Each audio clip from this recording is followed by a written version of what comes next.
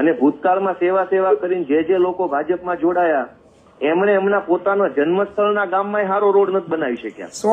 100% સાચી વાત છે. સૌથી મહત્વનો મહિપતથી પ્રશ્ન એ છે પરસોત્તમ રૂપાલાનો જન્મ થયો છે ઈ ગામ કેવું છે? મનસુખ માંડવિયાનો જન્મ થયો છે ઈ ગામ કેવું છે? ભાજપના તમામ સાંસદોનો જે ગામમાં જન્મ થયો છે એ ગામ જોઈ આવો. સેવાની ક્યાં ચર્ચા જ કરવી? તમારો જન્મ થયો એ ગામમાં એક સારો રોડ નથી.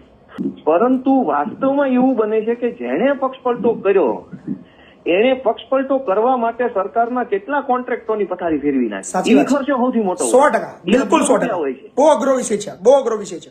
એ વસ્તુ આપણને મોટા ભાગે એટલું કઈ છોડી દેવામાં આપણને ખોટી દિશામાં લઈ જાય છે કે ભાઈ આ તો પક્ષપલટો થયો એટલે આપણી ઉપર ખર્ચો. એ તો નોમિનલ ખર્ચો છે 12-15 કરોડનો. 2 લાખ કરોડની બજેટ વાળી સરકારમાં 15 કરોડનો ખર્ચાનો કોઈ હિસાબ નથી હોતો.